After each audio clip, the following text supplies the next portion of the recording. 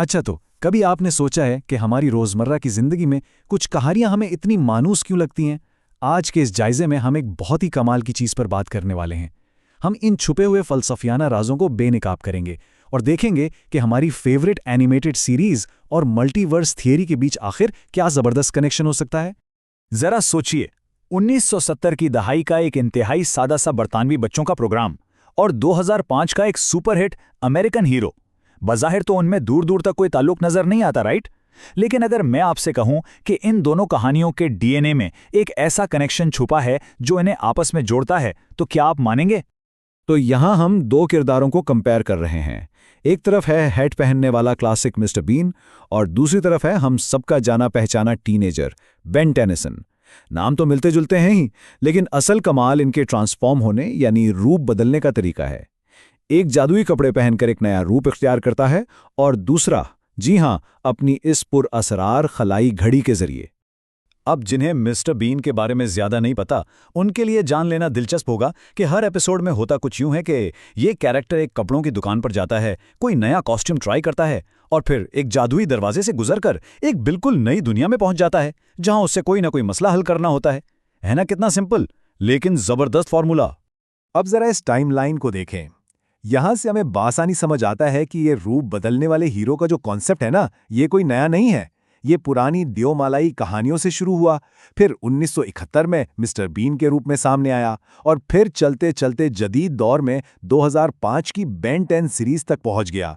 मतलब हीरो की ज़ाहिरी शक्लें और गैजेट्स तो बदलते रहे, लेकिन उसका जो बुनियादी सफ़र था वो बिल्कुल वैसा ही रहा। तो चलिए अब हम अपने अगले हिस्से की तरफ बढ़ते हैं, सॉल्विंग द प्रॉब्लम यानी द आर्ट ऑफ इम्प्रोवाइजेशन। यहां एक बहुत ही कमाल का कॉन्सेप्ट आता है जिसे इंडी प्लॉय कहते हैं। इसका मतलब क्या है?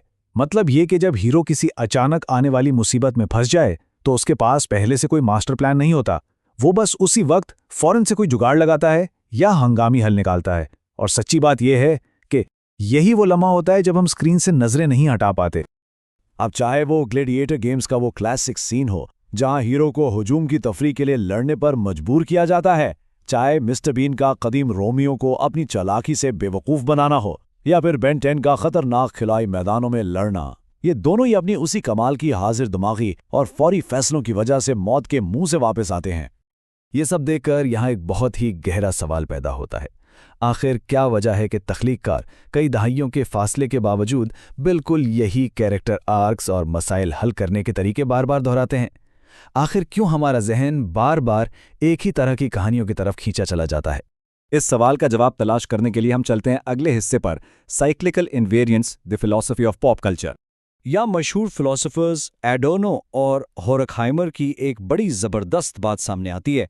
इनका कहना था कि हमारा ये जो पॉप कल्चर है ना, ये दरअसल कुछ ना बदलने वाले उसूलों यानी इन्वेरिएंट्स पर खड़ा है। इसका सादा सा मतलब ये है कि हमारी कहानियों का जो अंदरूनी ढांचा है वो कभी भी नहीं बदलता, वो बस एक चक्कर की तरह बार बार हमारे सामने आता रहता है। यानी मिस्टर बीन की वो जादुई अलमारी हो या बेन 10 की जदीद साइंस फिक्शन एलियन घड़ी, ये सब सिर्फ ज़ाहिरी चीज़ें हैं।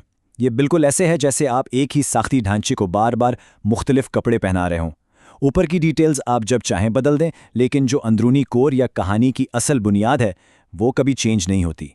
और इसी से हम पहुंचते हैं अपने अगले और शायद सबसे दिलचस्प हिस्से तक, the multiverse of story telling, micro troops से लेकर मैक्रो कॉस्मोलॉजी तक। एंड्रू क्रोमी की मशहूर किताब कॉन्स्टेलेशंस में फिजिसिस्ट रिचर्ड फाइनमैन की मल्टीपल हिस्ट्रीज के तस्वुर पर बड़ी कमाल की बहस की गई है। तस्वुर करें कि ये कायनात एक बहुत बड़े जुए खाने की तरह है जो मुसलसल पांसे फेंक रही है और हर बार एक नया नतीजा, एक नई हकीकत तख्लीक कर रही है। लामहदूद दुनिया का यह कॉन्सेप्ट सच में आपके होश उड़ा देगा। और यही बात 19वीं सदी के मुफक्कर लुइस ऑगस्ट ब्लॉन्की के इस जबरदस्त ख्याल से जा मिलती है। उनका मानना था कि क्योंकि इस कायनात में चीज़ें या अनासिर महदूद हैं, इसलिए कायनात को मजबूरी में ही सही अपनी कॉम्बिनेशंस को लामहदूद बार दोहराना पड़ता है। मतलब हर सितारा और हर वजूद उस खला और वक्त में अनगिनत बार दोहराया जाता है। अगर हम ब्लॉन्की की इस फिलॉसफी को थोड़ा और गहराई में जाकर देखें तो नतीजा बहुत ही हैरानकुन है। इनके मुताबिक इस लामहदूद तकरार का मतलब ये है कि हमारा ये मौजूदा लम्हा और हमारे जितने भी ख्याली हम शक्ल हैं वो ज़मानो मकान में हमेशा के लिए फ्रीज हो चुके हैं, महफूज हो चुके हैं।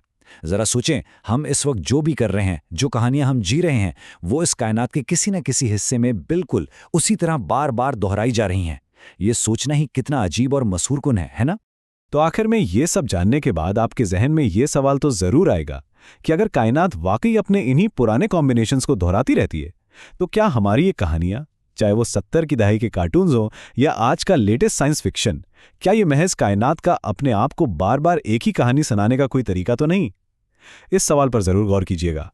इस कायनात के राज जितने गहरे हैं, उतने ही दिलचस्प भी। आज के लिए बस इतना ही।